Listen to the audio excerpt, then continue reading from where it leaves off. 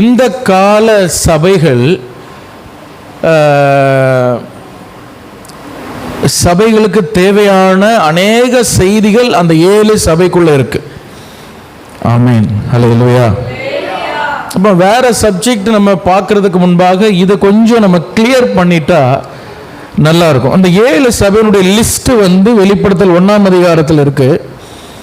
நீங்க எடுங்க, வெளிப்படுத்தல் 1 அதிகாரம்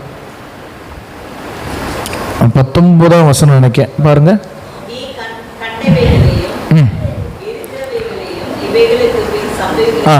கண்டவைகள், இருக்கிறவைகள், இவைகளுக்கு பின் சம்பவிக்கிறவைகள் அப்படின்னு போட்டிருக்கு. அந்த இருக்கிறவைகள் தான் அந்த 7 சபைகள். சரியா? இப்போ நடந்து கொண்டிருக்கிறது. எத்தனை பேருக்கு புரியுது? ஹல்லேலூயா. இப்போ அதாவது இருக்கிறவைகள் சொல்றது வெளிப்படுத்தல் 1:19 இருக்கிறவைகள் சொல்றது இப்போ இருக்கிற அந்த சபைகள், அந்த 7 சபைகளுடைய நிலைமைகள் எல்லா உலகம் எங்கும் இருக்க எல்லா சபைகளையும் அது வெளிப்படுது. Price the Lord, hallelujah. அப்போ ஒவ்வொரு சபையும் ஒவ்வொரு இந்த பூமியில் இருக்கிற எல்லா சபைகளும் ஒவ்வொரு சபையை பிரதிபலிக்கிறது. ஹல்லேலூயா. அதாவது இந்த வெளிப்படுத்தல் புத்தகத்தில் 7 சபை இருக்குல்ல, 7 சர்ச்சஸ், 2ஆம் அதிகாரம் 3ஆம் அதிகாரம், வீட்டில் போய் நீங்கள் திரும்ப கூட அதை படிங்க. அந்த 2 அதிகாரத்தில் இருக்கிற 7 சர்ச்சஸும் உலகம் எங்கும் இருக்கிற எல்லா சபைகளையும் அது பிரதிபலிக்குதுன்னா அந்த சபையில் உள்ள நிறைய விஷயங்கள் இந்த சபைகளில் இருக்குது. நம்முடைய இப்போ இந்த 2025ஆம் ஆண்டு 26ஆம் ஆண்டு எல்லா வருஷங்களிலும் அந்த சபைகளில் அது இருந்து கொண்டே இருக்கு. உங்களுக்கு புரியும்னு நினைக்கிறேன். இப்போ அதில் நான் 20ஆம் வசனம்னு நினைக்கிறேன். அதில் நீங்கள் 20ஆம் வசனம் 7 சபைகள் 11ஆம் வசனத்தில் வாசிங்க.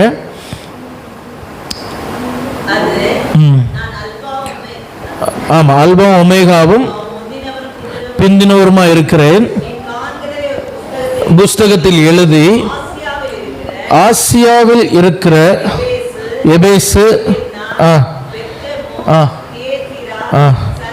சர்தை, பிலதெல்பியா, லவோதிக்கியா என்னும் 7 ஹல்லேலூயா. சரி, அப்போ 7 சபைகள், அதனுடைய மேப் நான் இதில் போட்டிருக்கிறேன். இது இப்பொழுது இருக்கிற துருக்கி தேசம், அதில் இருக்கிற மேப். அந்த நாட்களில் அந்த 7 சபைகள் எங்கெங்க இருந்தது அப்படின்னு சொல்லி அதை போட்டிருக்கிறேன். நீங்கள் இன்னொருக்கா கூட அதை பாருங்க. இப்பொழுதும் இந்த 7 சபைகளை குறித்து நமக்கு நம்ம போன வாரம் எபேசு சபையை குறித்து பார்த்தோம். இந்த எபேசு சபை ஒரு பெரிய எழுப்புதல் அந்த சபையிலேருந்து உருவாச்சு. ஹல்லேலூயா. ஏன் உருவாச்சு? அங்கே அப்போஸ்தலனாகிய பவுல் போய் ஊழியம் பண்ணார், அப்போலோ போய் ஊழியம் பண்ணார், யோவான் கூட போயிருக்கிறார், வேற தீமோத்தேயு போயிருக்கிறார். இப்படி நிறைய பேர் போய் அந்த ஊழியத்தை செஞ்சனால அந்த சபை ஒரு பெரிய எழுப்புதல் அடைஞ்சது. அந்த சபையை ஒரு ஹெட் குவார்ட்டரா வச்சு, எபேசுவை ஒரு ஹெட் குவார்ட்டரா வச்சு தான் இந்த 7 சபைகளையும் பவுல் ஸ்தாபித்தார். மிச்சம் இருக்கிற 6 சபைகளையும் பவுல் ஸ்தாபித்தார். எத்தனை பேர் நான் சொல்றது புரியுது? ஹல்லேலூயா. அதுதான் அந்த எபேசு தான் அவருக்கு மெயின் இடமா இருந்தது. அங்கே இருந்து தான் டிராவல் பண்ணி போய் மற்ற 6 சபைகளையும் அவர் ஸ்தாபிச்சு அந்த மாதிரி அந்த சபைகளில் உருவாச்சு. ஆனால் அதுக்கு முக்கிய ஆதாரமாக இருந்தது அந்த எபேசு. ஆனால் அது ஒரு தியானால் என்கிற ஒரு ஆவியினால அது அந்த தேசத்தில் அந்த ஜனங்கள் அதுக்கு இடம் கொடுத்து வஞ்சனையாய் இன்னைக்கும் ஆவிக்குரிய சபைகளில் இருக்கிற அநேகரை விழத்தள்ளி கொண்டிருக்கிறது. வெளியேயும் ஆவிக்குரிய சபைகள் அல்லாத வெளி சபைகள் இருக்கிறவர்களையும் அந்த ஆவி வஞ்சித்து கொண்டிருக்கிறது. அப்படி எல்லாம் நம்ம பார்த்தோம். ஹல்லேலூயா. அதை நல்ல பிக்சரோட அது பிரத்யேகமாக கிளியராக அது என்னன்னு நம்ம போன வாரம் பார்த்தோம். அப்போ அந்த பெண் வணக்கம் என்று சொல்கிறது அவங்க சொல்ற இது கிடையாது. அது என்னதுதான், அது என்ன கிளியரா நம்ம போன வாரம் அதை பார்த்தோம். சரி, இப்போ என்ன அப்படின்னு சொல்றது என்னன்னா, இந்த 7 சபைகளில் 2 சபையை மட்டும்தான் ஆண்டவர் பாராட்டி பேசியிருக்கிறார். எத்தனை சபை? 2 சபை. 7 சபையில் 2 சபை. அதில் ஒரு சபையை குறித்து நம்ம இன்னைக்கு பார்க்க போகிறோம். வெளிப்படுத்தல் 2ஆம் அதிகாரத்தில் நீங்கள் எல்லாரும் திருப்பிக் கொள்ளுங்க. நம்மள சேர்ந்து வாசிக்கலாம் நான் நினைக்கிறேன். வெளிப்படுத்தல் 2ஆம் அதிகாரம், வெளிப்படுத்தல் 2ஆம் அதிகாரம் 8ஆம் வசனத்துல நம்ம சேர்ந்து வாசிக்கலாம். சரி, மேல சேர்ந்து வாசிக்கலாமா? சிமர்னா சபையின் தூதனுக்கு நீ எழுத வேண்டியது என்னவெனில், சேர்ந்து வாசிங்க.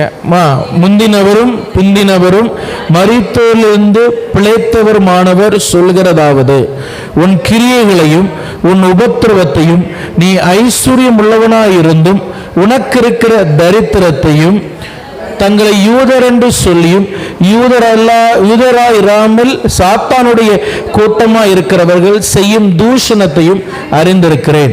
நீ படப்போகிற பாடுகளை குறித்து எவ்வளவும் பயப்படாதே. இதோ நீங்கள் சோதிக்கப்படும் பொருட்டாக பிசாசானவன் உங்களில் சிலரை காவலில் போடுவான். 10 நாள் உபத்திரவப்படுவீர்கள். ஆகிலும் நீ மரண பரியந்தம் உண்மையாயிரு, அப்பொழுது ஜீவ கிரீடத்தை உனக்கு தருவேன். ஆவியானவர் சபைகளுக்கு சொல்கிறதை காதுள்ளவன் கேட்க கடவன்.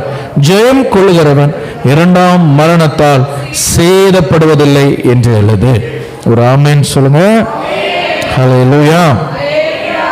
இந்த சிமர்னா அப்படிங்கிற பட்டணம் சபை.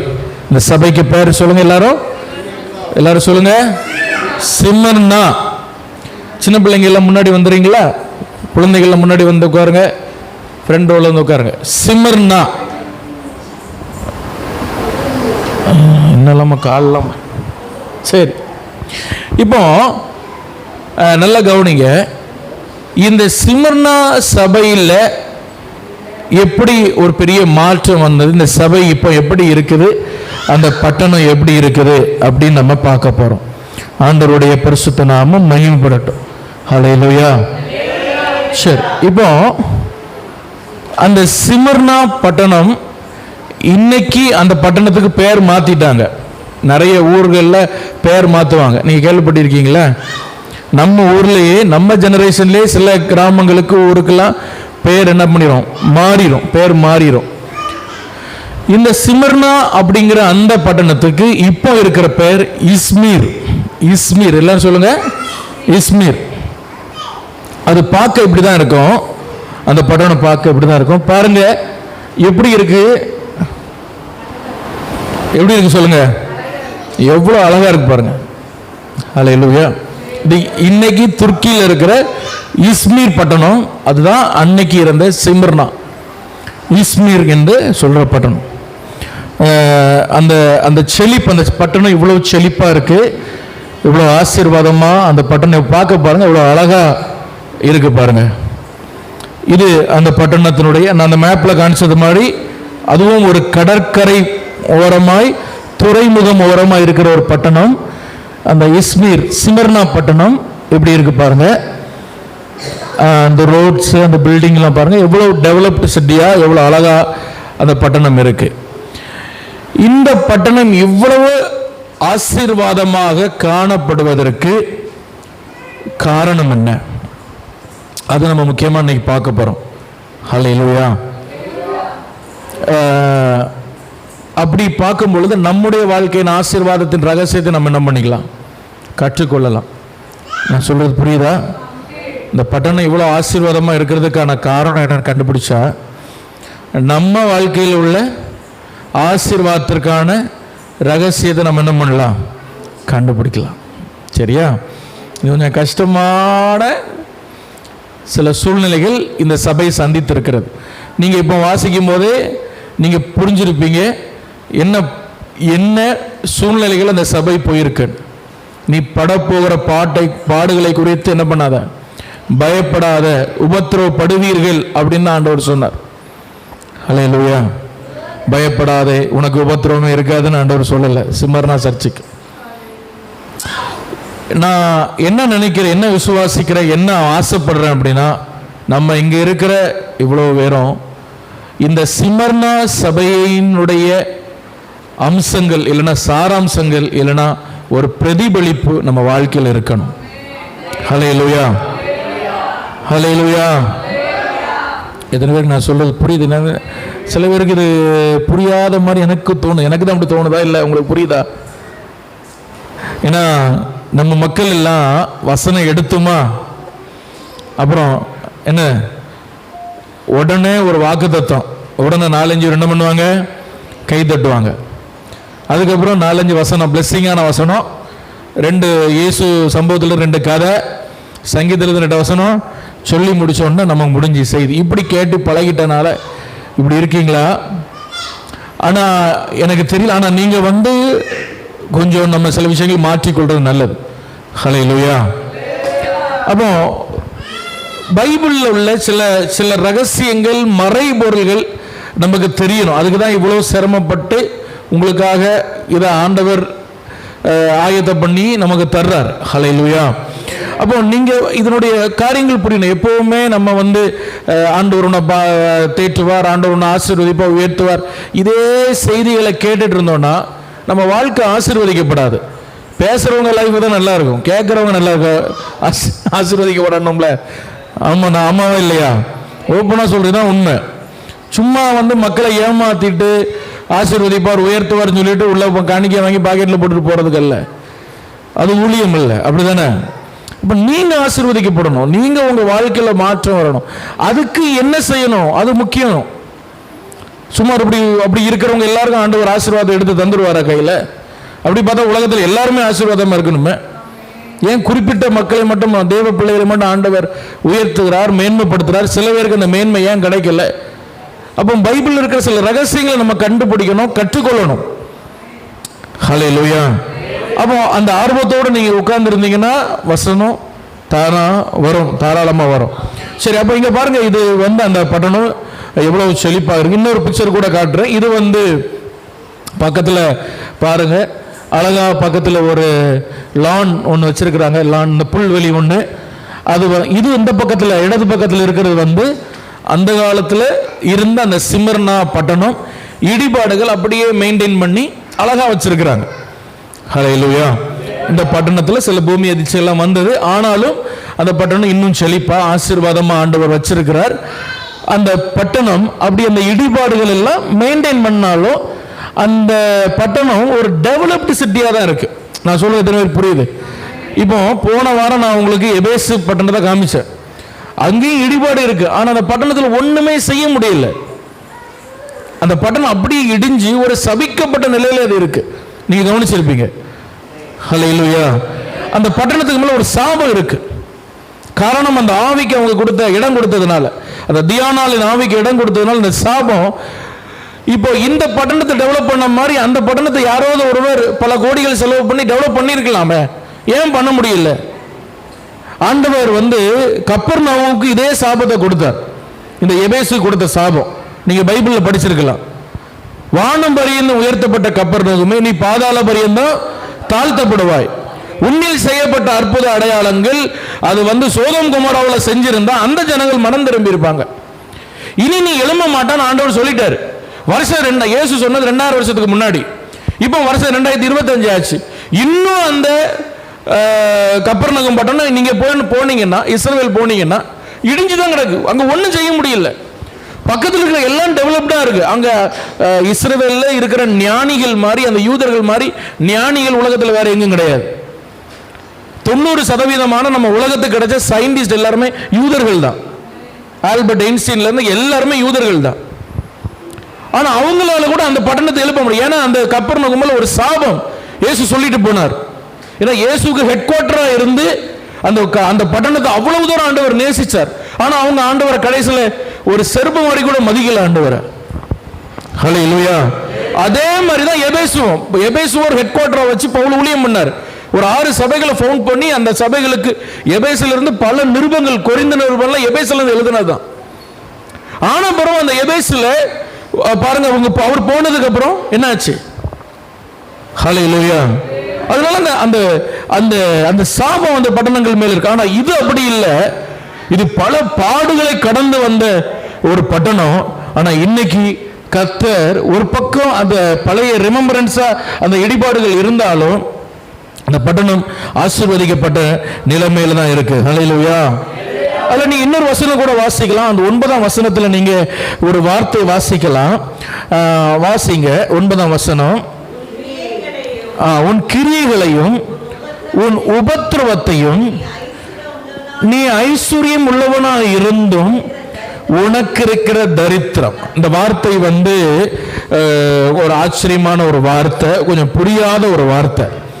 ஹல்லேலூயா. ஒரு மனுஷனுக்கு ஒன்று ஐஸ்வர்யம் இருக்கணும், ஒன்று தரித்திரம் இருக்கணும், இல்லை ஏதாவது ஒன்று இருக்கணும். ஆனால் ஆண்டவர் சொல்றார், நீ ஐஸ்வர்யம் உள்ளவனா இருந்தும் உனக்கு இருக்கிற தரித்திரம். இது கொஞ்சம் புரியாத வார்த்தை. இது புரியணும்னா இந்த சபையினுடைய பின்னணி நமக்கு தெரியணும், இந்த பட்டணத்தினுடைய பின்னணி தெரியணும், அங்கே செஞ்ச ஊழியக்காரங்களுடைய பின்னணி நமக்கு தெரியணும். இது தெரிஞ்ச அந்த வசனத்தின் அர்த்தம் நமக்கு புரியும். ஹல்லேலூயா. இந்த பைபிள் ஒரு கதை புஸ்தகம் அல்ல, ஒரு சரித்திர புஸ்தகம். ஆமென். அதுக்கான ஆதாரங்கள்லாம் இதான். பைபிள் இருக்கிற இடங்கள்லாம் இன்னும் அங்கே அப்படியே இருக்கு. இது ஏதோ ஒரு ஆள் உட்கார்ந்து சொப்பனத்தில் உட்கார்ந்து எழுதுனது கிடையாது.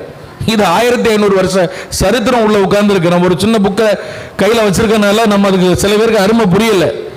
1500 வருஷ சரித்திரம் உள்ள இருக்கு. பல ஆண்டு, இன்னும் சொல்ல போனா பூமி உலகத்தில் உண்டான சரித்திரத்துக்குள்ள இருக்கு. ஹல்லேலூயா.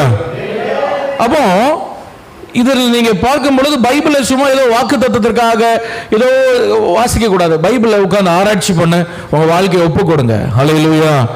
புரட்டி புரட்டி பைபிள் அந்த பக்கம் இந்த பக்கம் எடுத்து வாசிங்க. உங்களுக்கு வாசிக்க முடிஞ்சவங்களுக்கு நான் சொல்றேன், அதிகமாக பைபிள் உங்க நேரத்தை செலவு பண்ணுங்க. உங்க மைண்டை ஆண்டவர் ஷார்ப்பாக்குவார், உங்க சிந்தனையை ஆண்டவர் ஞானமுள்ளதை மாற்றுவார். ஹல்லேலூயா. ஹல்லேலூயா.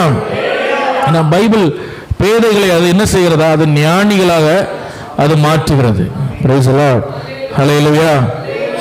எனக்கெல்லாம் உங்க முன்னாடி இந்த பெருசாக பிரசங்கம் பண்ணிட்டு இருக்கேன். எனக்கெல்லாம் நைட்டு படித்தா பகலில் மறந்துடும். அப்படி எனக்கு ஒரு பிரச்சனை உண்டு. ஹல்லேலூயா. மேக்ஸ் நைட்டு எங்கள் அம்மா காதை திருக்கி திருக்கி சொல்லி கொடுப்பாங்க. இந்த காதை திருக்கிறதுனால அது மறந்துடுதா என்னன்னு தெரியல, அது திருக்கி திருக்கி சொல்லி கொடுப்பாங்க. A+B² என்ன, A²+B² 2A சொல்லு. அடுத்த நாள் காலையில் அழுது சொல்லுவோம். அடுத்த நாள் காலையில் அது மறந்துடும். நேற்று நைட்டு தான்டா சொல்லி தந்தேன். அடுத்த நாள் காலையில் எக்ஸாம் பேப்பரில் இப்படி உட்காந்துருப்பேன் முடிச்சுக்கிட்டு. ஆனால் என்னைக்கு இந்த வேதத்தை எடுத்து நான் ஆராய்ச்சி பண்ண ஆரம்பித்தனோ, நான் படித்த எல்லா பேச்சுலர்லையும் சரி இதுலையும் சரி ஆண்டவர் ஃபர்ஸ்ட் கிளாஸ் எல்லாத்துலையும் பாஸ் பண்ண ஆண்டவர் உதவி செய்தார். ஹல்லேலூயா. இந்த வேதம் ஒரு பேதையை, அது என்ன, அந்த பிரெயினை ஷார்ப்பாக்குது. நமக்கு ஞாபக சக்தி இந்த வேதம் தருகிறது. நீங்க வேதத்தில் நேரத்தை செலவு பண்ணி பாருங்க, உங்களுக்கு ஞாபக சக்தி வர அதிகமாகும் உங்களுக்கு. ஏன்னா இதுல எழுதுனதெல்லாம் ஜீவனுள்ள வார்த்தை. ஹல்லேலூயா. ஹல்லேலூயா. அதனால படிக்கிற பிள்ளைங்களுக்கு வசனத்தை சொல்லி கொடுக்குறாங்க, என்கரேஜ் பண்றோம். படிப்பு மட்டும் முக்கியம் கிடையாது, வசனம் ரொம்ப முக்கியம். அதுதான் உங்க பிள்ளைகளுடைய மூளையை அது அதிகமாக ஷார்ப்பாக்குற ஒரு விஷயம். ஹல்லேலூயா. அப்போ சரி, வசனத்துக்குள்ள வர்றேன். இப்போ இது என்ன நம்ம ஆராய்ச்சி பண்ண போறோம். முதல்ல இந்த பட்டணம் ஏன் இவ்வளவு ஆசீர்வாதமா இருக்கு, ரெண்டாவது நீ ஐஸ்வர்யம் உள்ளவனா இருந்து உனக்கு இருக்கிற தரித்திரம் அப்படின்னு சொல்லப்பட்ட அந்த வசனம் என்ன. ஹல்லேலூயா. சரி, இந்த எபேசு பட்டணத்திற்கு ஒரு பேர் உண்டு. இது ஆசியாவின் துறைமுகம் அப்படின்னு ஒரு பேர். என்ன சொல்லுங்க, ஆசியாவின் துறைமுகம். இது பாருங்க, இது அந்த எபேசு பட்டணம் அந்த கடற்கரை ஓரமா இருக்குது. பார்க்கவே அவ்வளவு அழகா இருக்கு. பார்த்தீங்களா எவ்வளவு அழகா இருக்கு பாருங்க. நம்ம ஊர்ல எல்லாம் இந்த மாதிரிலாம் பார்க்க முடியல இல்ல. மெரினாக்கு போனா ஐயோ அப்பா என்ன அழுக்கா இருக்கு, கடற்கரை அழுக்காக்கி வச்சிடறாங்களா என்னன்னு தெரியல. ஒரு இடம் எங்க போனாலும் பேப்பரும் தூசியும் மண்ணும் எல்லா பக்கமும் அதான் இருக்கு. ஆனா இதெல்லாம் எவ்வளவு அழகா மெயின்டைன் பண்றாங்க, எவ்வளவு இங்கேயும் ஜனங்கள் வாழதான் செய்யறாங்க. Praise the Lord. ஹல்லேலூயா. அப்போ உங்களுக்கு பார்த்தாலே புரியுது, ஐயா எப்படியாவது ஒரு நாள் இங்க கூட்டிட்டு போங்கன்னு சொல்ற மாதிரியே இருக்கு. ஹல்லேலூயா. ஐயோ ஆண்டவர், போலாம், கண்டிப்பா நம்ம போலாம். ஹல்லேலூயா. ஆண்டவர் நம்ம ஊழியத்தெல்லாம் ஆசீர்வதிச்சா 7 சபைகளும் ஒரு டூர் போலையா, ஆண்டவரால் முடியாது ஒண்ணுமே இல்லைங்க. என்ன நீங்க, ஹல்லேலூயா, நான் விசுவாசிக்கிறேன். ஆமென் சொல்லுங்க. சரி, இவன் பாருங்க, கடற்கரை ஓரமா இந்த எபேசு பட்டணம், இந்த சிமர்னா பட்டணம் இருக்கிறத நீங்க பாக்குறீங்க. இதுக்கு பேர் என்னன்னா ஆசியாவின் துறைமுகம். ஏன் அப்படின்னா அந்த நாட்கள்ல இது ஒரு முக்கியமான ஒரு துறைமுகம் இங்க இருந்தது. இது அந்த நாட்கள்ல இருந்ததை அப்படி ரீகன்ஸ்ட்ரக்ட் பண்ணியிருக்காங்க. கம்ப்யூட்டர் கிராஃபிக்ஸ் எல்லாம் வச்சு அதை சரியாக முறைப்படி அதை ரீகன்ஸ்ட்ரக்ஷன்னா மீண்டும் அதை கட்டியிருக்காங்க. அது கட்டப்பட்டதே இப்படி தான் இருக்கும் சிமர்னா பட்டணம். இந்த பக்கம் ஒரு தேட்டர் மாதிரி ஒன்று இருக்கு பாருங்க கீழே, இதெல்லாம் இந்த சிமர்னா பட்டணம். எபேசில் இதே மாதிரி ஒன்று உண்டு, சிமர்னால இதே மாதிரி ஒன்று இருக்கு. இது சிமர்னால உள்ளது. இங்கே கிட்டத்தட்ட 25,000த்துக்கு அதிகமான மக்கள் ஒரே டைமில் உட்காந்து கீழே அங்கே நடக்கிற ப்ரோக்ராம்லாம் பார்க்கலாம். அந்த பாருங்க, அந்த முக்கில் பாருங்க ஒரு துறைமுகம் இருக்குது. இந்த துறைமுகம் ரொம்ப முக்கியமான ஒரு துறைமுகம். துறைமுகம்னா என்ன? ஹார்பர். துறைமுகம் என்ன? ஹார்பர். ஹார்பர்னா என்ன? கப்பல் போய் நிற்கிற இடம். அங்கே போய் எதுக்கு கப்பல் நிற்கும்? எல்லாரும் சில பேருக்கு தெரியாது துறைமுகம்னா அது என்னன்னு நினைப்பாங்க. சரக்குகள் வெளிநாட்டிலேருந்து சரக்குகள் பொருட்களை வந்து இறக்கி இங்கேருந்து எக்ஸ்போர்ட் இம்போர்ட் பண்ணி கொண்டு போகிற இடம். இது ஆசியாவின் துறைமுகம். ஏன்னு சொன்னால் இது பார்க்க அவ்வளோ அழகாக இருக்கு, அவ்வளோ அழகாக இருக்கும். ஹல்லேலூயா. அவ்வளோ அழகான ஒரு பட்டணம், அவ்வளோ அழகான ஒரு இடம், ஒரு அழகான துறைமுகம் இந்த இடத்துல இருந்தது. பல ஜனங்கள் இங்கே வந்து இறங்கி வியாபாரம் பண்ணி இந்த பட்டணம் ரொம்ப செழிப்பாக மாறிச்சு. இப்போ இந்த பட்டணத்தில் ஒரு சபை இருக்கு. இந்த சபையில் 2 விதமான பிரச்சனை. எத்தனை பிரச்சனை சொல்லுங்க?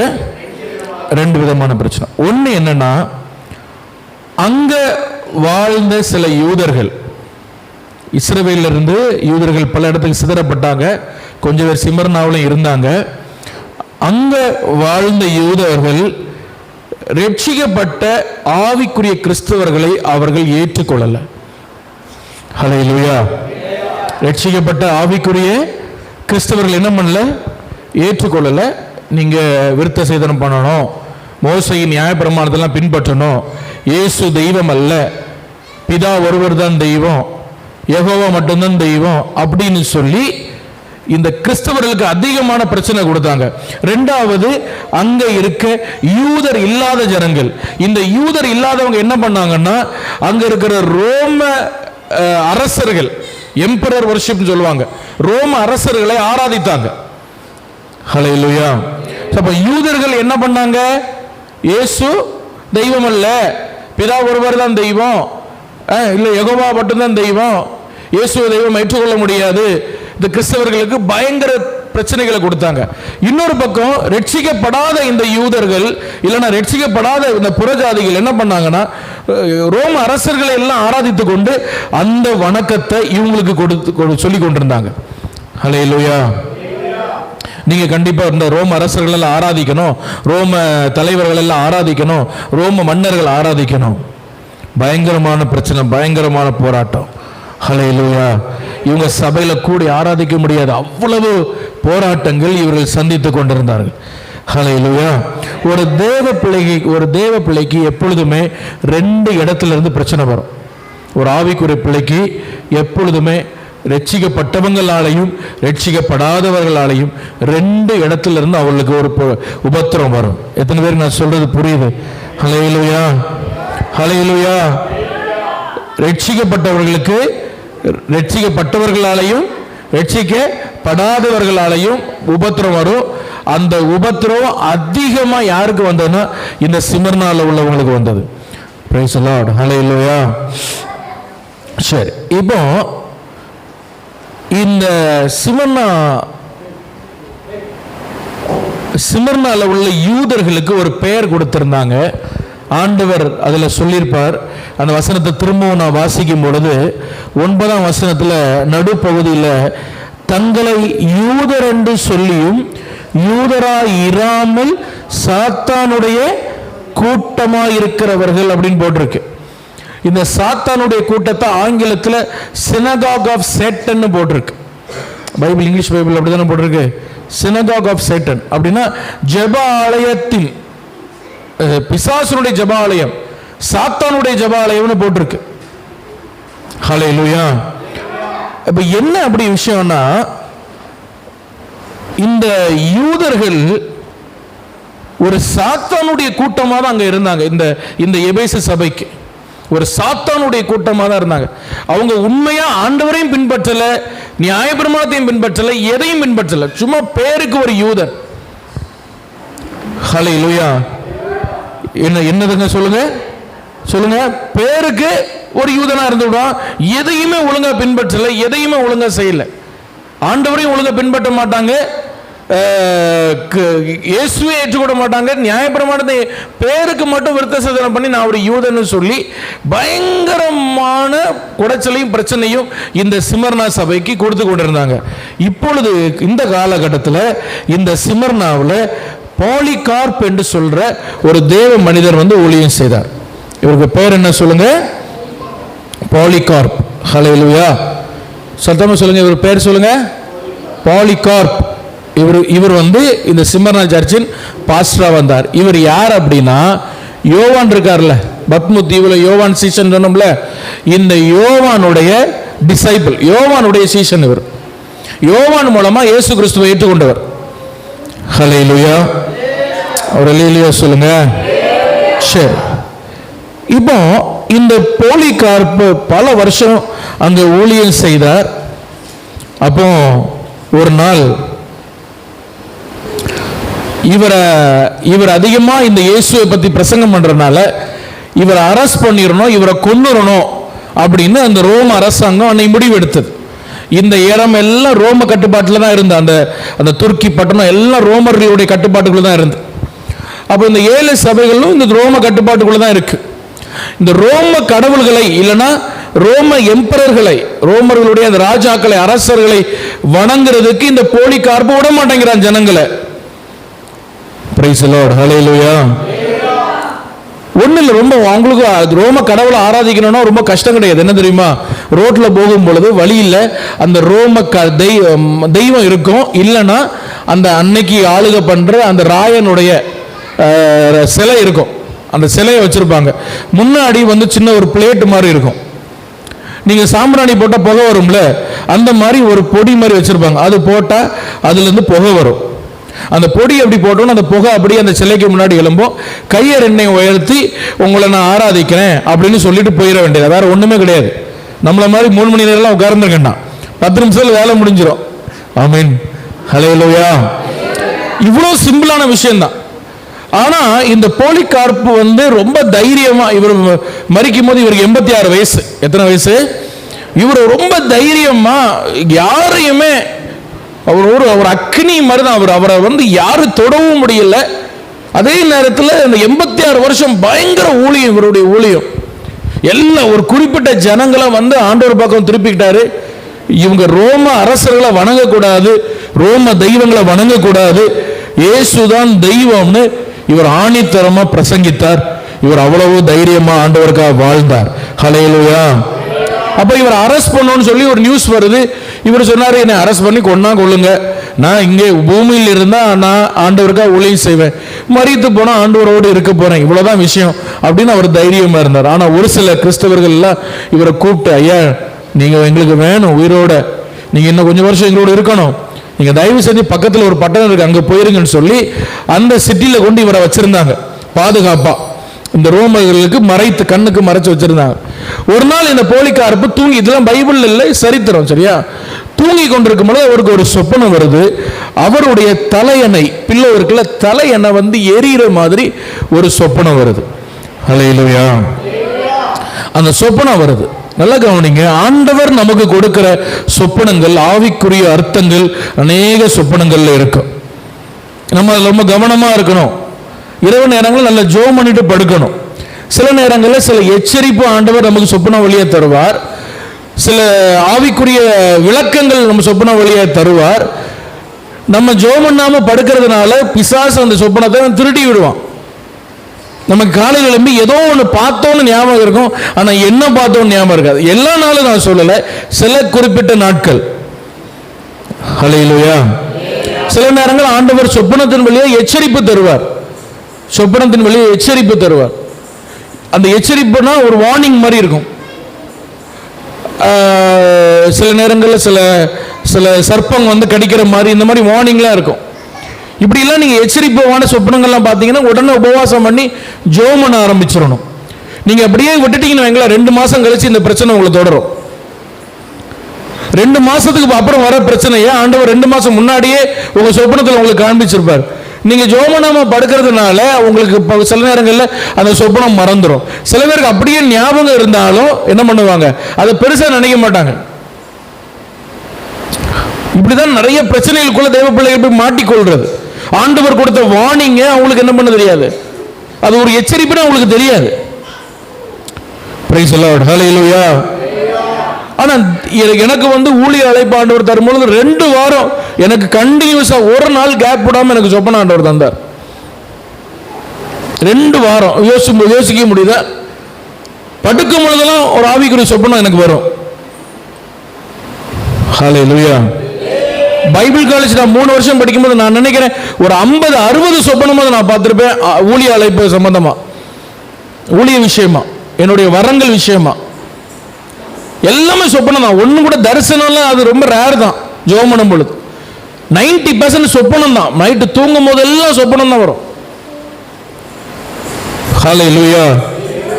சொப்பனங்கள் ரொம்ப முக்கியம். ஆண்டவர் தானியேலுக்கு நிறைய விஷயத்தை சொப்பனத்தின் வழியா வெளிப்படுத்தினார். பைபிள் சொல்லுது நிறைய வெளிப்பாடுகள் எல்லாம் சொப்பன வழியா வந்தது.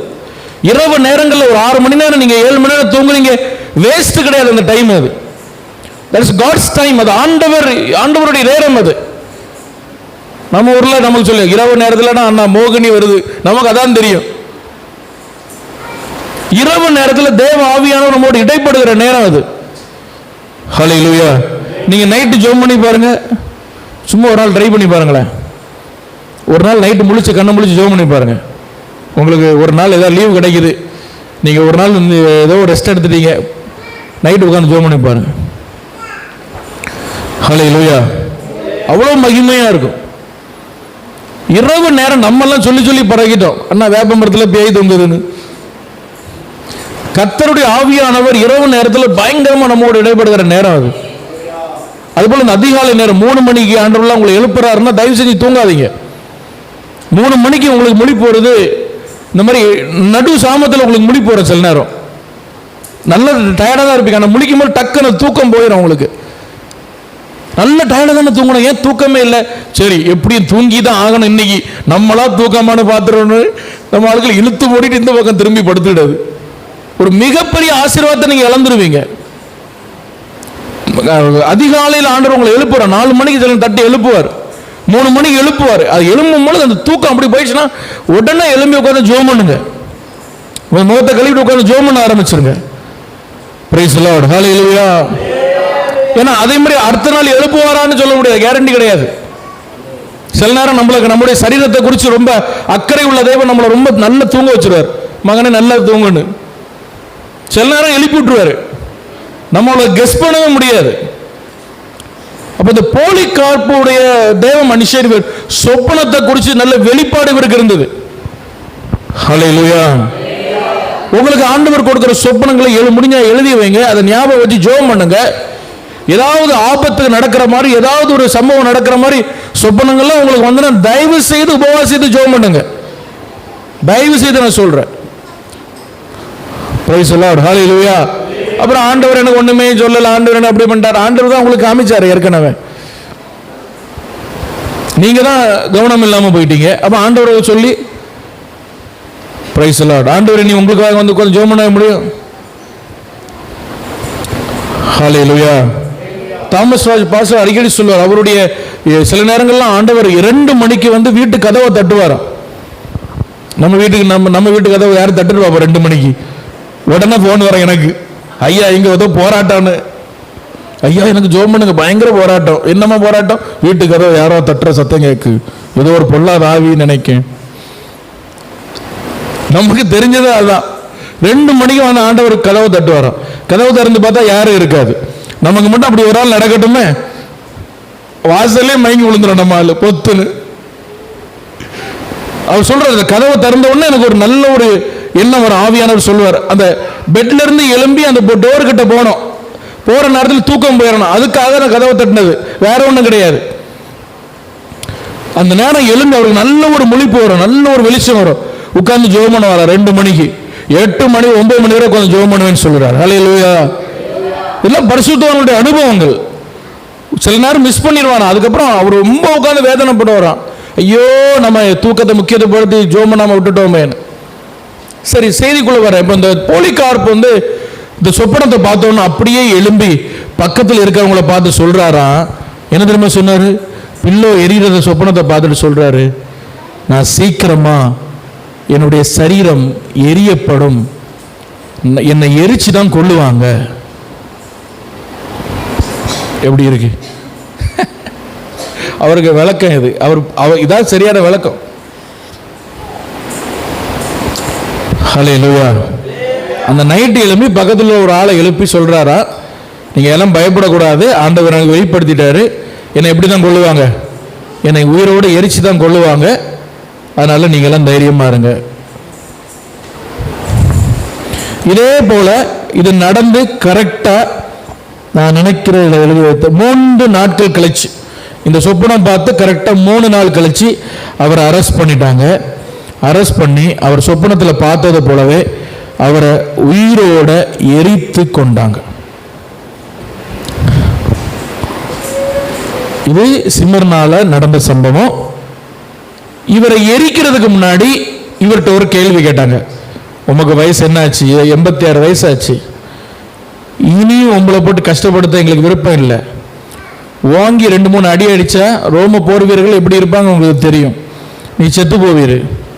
ஒன்று பண்ணும், சீசர் வாழ்க, ரோம கடவுள் ஏதோ ஒரு கடவுள் பேரை சொல்லி வாழ்கன்னு சொல்லிட்டு இயேசுவனா மறுதளிக்கிறேன்னு சொல்லு, கடைசி காலத்தை உள்ள கஞ்சி குடிச்சிட்டு நிம்மதியாக கடக்க பாரு. எதுக்கு இப்படி வயசான காலத்தில் ஊழியம் பண்ணிக்கிட்டு, எதுக்கு மக்கள்கிட்ட போய் இயேசுவை பற்றி பிரசங்கம் பண்ணிட்டு, எதுக்கு நீயும் கஷ்டப்படுத்த எங்களையும் கஷ்டப்படுத்துற அப்படின்னு அவர்கிட்ட சொன்னாங்களாம். யார்கிட்ட? போலிகார்ப்ட. 86 வயசாச்சு. வயசான காலத்தில் உள்ள காரியத்தை பார்த்துட்டு நிம்மதியாக கடவுள்கிட்ட போகிற வழியை பாரு. ஒன்றும் இல்லை, ரோமர் கடவுள் வாழ்க, இந்த சீசர் வாழ்கன்னு சொல்லிட்டு இயேசுவரை மறுதளிக்கிறேன், இவ்வளோ நீ சொன்னா போதும், இல்லாட்டா நாங்கள் உன்னை உயிரோட எரிப்போம். நம்மனா என்ன செய்வோம்? கற்பனை பண்ணுங்க. நீங்க யாரும் பதில் சொல்ல வேண்டாம். நீங்க அப்படி இடத்துல இருந்தா என்ன பண்ணுவீங்க? அப்படிப்பட்ட உபத்திரவம் இனி சபைக்கு வரும். ஹல்லேலூயா. நீங்க அப்படி இருந்தீங்கன்னா என்ன பண்ணும்? ஹல்லேலூயா. நமக்கு 1 சென்ட் லேண்ட் கிடைக்காட்டாலே நம்ம ஆண்டவரை முறுமுறுத்துட்டு போற ஆளு. 1 சென்ட் லேண்டு போயிட்டாலே நமக்கு முறுமுறுப்பு வந்துடும். இவர் என்ன தெரியுமா சொன்னார்? என்ன ரொம்ப அசைச்ச ஒரு வார்த்தை, இது நீங்க எழுதி வைத்துக் கொள்ளுங்க. அவர் சொன்ன வார்த்தை இப்படியே சொன்னார், சரித்திரத்தில் இருக்கு. 86 ஆண்டுகள் நான் இயேசுவுக்கு ஊழியம் செய்திருக்கிறேன். 86 ஆண்டுகள் நான் இயேசுவுக்கு ஊழியம் செய்திருக்கிறேன். ஒரு நாள் கூட எனக்கு ஒரு தீமையும் அவர் செய்ததில்லை. என்னை அவர் ஏமாற்றியதில்லை. இந்த ராஜாவை, ராஜாக்கு முன்னாடி சொல்றாரு, இந்த ராஜாவை நான் எப்படி மறுதளிப்பேன்? 86 வருஷம் இயேசு ஊழியம் பண்ணியிருக்கிறேன். ஒரு நாள் கூட என்னட்ட என்ன சொன்னது கிடையாது, ஒரு பொய்யோ சொல்லி என்னை ஏமாத்தினது கிடையாது. 86 வருஷம் எனக்கு ஒரு தீமை கூட அவர் எனக்கு செஞ்சது கிடையாது. இந்த ராஜாவை நான் எப்படி மறுதளிப்பேன்? சொன்ன உடனே அவரை உயிரோட எரிச்சாங்க, கம்பத்தில் கட்டி. இதே சிமர்னா சபையில் ஆண்டவரை தான் சிமர்னா சபை ஏற்கனவே சொல்லிட்டார், நீ பட போகிற பாடுகளை குறித்து எவ்வளவு வேணும் பயப்படாதே. அருமையான தேவ பிள்ளைகளே, இந்த சத்தத்தை கேட்கிற தேவ ஜனமே, கர்த்தர் உங்களை இந்த மாதிரிப்பட்ட பாடுகளை நடத்தி கொண்டு போனா உங்க விசுவாசம் எப்படி இருக்கும்? உங்க ஆவிக்குரிய நிலைமை எப்படி இருக்கும்? நம்ம மனம் திரும்பி ஆண்டவரோடு ஒப்புரவாகிறதற்கு இந்த போலிகார்ப்பின் சாட்சி நமக்கு ஒரு சவாலா இருக்கட்டும், நமக்கு ஒரு சவாலா இருக்கட்டும். வாழ்ந்தா இப்படிப்பட்ட பரிசுத்தவான்கள் மாதிரி வாழணும். 86 வயசு ஒரு மனுஷனை கொளுத்தி எரிக்கணும்னா அப்ப எப்படி என்ன வேதனை போட்டிருப்பாரு. சரித்திரத்தில் நான் இன்னும் சொல்ல நான் விரும்பல, ரொம்ப வேதனையா இருக்கும் சொன்னா. எரியும் பொழுதே அவர் அடிச்சாங்களாம், சாகட்டு சீக்கிரம் சாகட்டுன்னு சரித்திரத்தில் இருக்கு. சரீரம் எரிஞ்சிட்டு இருக்கும் போது அடிச்சாங்களாம். எதுக்கு? இயேசுவை பிரசங்கம் பண்ணது, வேற ஒன்றும் பெரிய தப்பெல்லாம் அவர் பண்ணல. இப்ப புரியுதா அந்த பட்டணம் ஏன் இவ்வளவு ஆசீர்வாதமா இருக்குன்னு? ஒரு தேவ மனுஷன் ஒரு இடத்துக்கு வந்து ஊழியம் செய்யறதுனால, ரத்தம் சென்றதுனால, ஆண்டவர் பைபிள் சொல்லுது அந்த ரத்தம் 24 மணி நேரம் ஆண்டவர் கூப்பிட்டுக்கிட்டே இருக்குமா. அதான் ரத்த சாட்சிகள். இன்னைக்கு சென்னையில் ஏன் இவ்வளோ ஆசீர்வாதம் இருக்கு? எவ்வளவு மழை வந்த பிறகு அந்த பட்டணம் திரும்ப எழும்புதில்லை. ஏன்னா அங்கே ஒரு ரத்தம் கிடக்குங்க, அந்த ரத்தம் கூப்பிட்டுக்கிட்டே இருக்கும் ஆண்டவரை. இன்னைக்கு அதுக்கு பூசி முலாம் பூசி ஆர்சி ரோமன் கேத்தலிக் படம் போட்டிருக்கு அதில். ஆனால் உண்மையாக அங்கே நடந்தது என்னன்னு பைபிள் படிக்கிறவங்களுக்கு தெரியும். ஹல்லேலூயா. அங்கே ஒரு ரத்தம் கூப்பிட்டுட்டே இருக்கு ஆண்டவரை. அதனால தான் இவ்வளவு சபை, இவ்வளவு எழுப்புதல். அது தோமாவின் ரத்தம். அவரை சரீரத்தை கொண்டுட்டாங்க, அது ரத்தம் கூப்பிடுற பைபிள் சொல்லுது. ஆபேலின் ரத்தம் கூப்பிட்டுதான் பூமியில இருந்து. ரத்தம் கூப்பிடும். ஆண்டவர் பயங்கரமா நியாயம் தீர்ப்பார், பயங்கரமா அதுக்காக ஆண்டவர் கிரியை செய்வார். இந்த போலிகார்பின் ரத்தம் தான் அந்த பட்டணத்தின் ஆசீர்வாதம். ஹல்லேலூயா. இன்னைக்கு இவ்வளவு பிரம்மாண்டமா இருக்கு அந்த பட்டணம் பார்க்க. ஹல்லேலூயா. தேவ பிள்ளைகள், உங்களுக்கு முன்னாக ஒரு சவாலாக இந்த மனுஷனை நான் வைக்கிறேன். உங்க ஆவிக்குரிய வாழ்க்கை எப்படி இருக்கு நீங்க யோசிச்சு பாருங்க. சின்ன சின்ன உபத்திரவங்களால உங்களுக்கு முன்னாடி நிக்க முடியுதா? உங்களால ஏன் என்னால நிக்க முடியல? யோசிச்சு பாருங்க. ஆண்டவர்கிட்ட கேளுங்க, ஆண்டவரே எனக்கு வந்து இந்த உபத்திரம் வரும்பொழுது நான் உங்களை விட்டுட்டு போறேன், என்னால ஏன் இந்த மாதிரி வாழ முடியலன்னு ஆண்டவர்கிட்ட அழணும். நம்ம ஆண்டவர்கிட்ட அழணும் நம்ம. ஆமாவா இல்லையா? ஹல்லேலூயா. என்னால ஏன்பா இவங்களை மாதிரிலாம் இருக்க முடியலன்னு நீங்க நான் இங்க கேட்ட அழணும் ஆண்டவர்கிட்ட. ஆண்டவர் உங்களை இதை மாதிரி மாத்தட்டும். இந்த போலிகார்ப்பு மாதிரி ஒருவராகிலும் இந்த ராமதண்டத்தில் எழும்பினா நல்லா இருக்கும். ஹல்லேலூயா. ஹல்லேலூயா. இவங்களுக்குலாம் எந்த பாஸ்டரும் கிடையாது, இவங்களுக்கு ஜெபம் பண்றதுக்கு ஆளும் கிடையாது. தனியாவே இருந்தாங்க கடைசி வரைக்கும். Praise the Lord. ஹல்லேலூயா. எனக்கு ஆச்சரியம், நான் அந்த சொப்பனத்தை பார்த்த பிறகும் அந்த மனுஷன் அவ்வளவு தைரியமா இருந்திருக்காரு. எனக்கு அதுதான் ஆச்சரியம். அந்த சொப்பனத்துக்கு அவரை வியாக்கியானம் கொடுத்துட்டு இப்படிதான் நான் மறிக்க போறேன்னு அவ்வளவு சந்தோஷமா.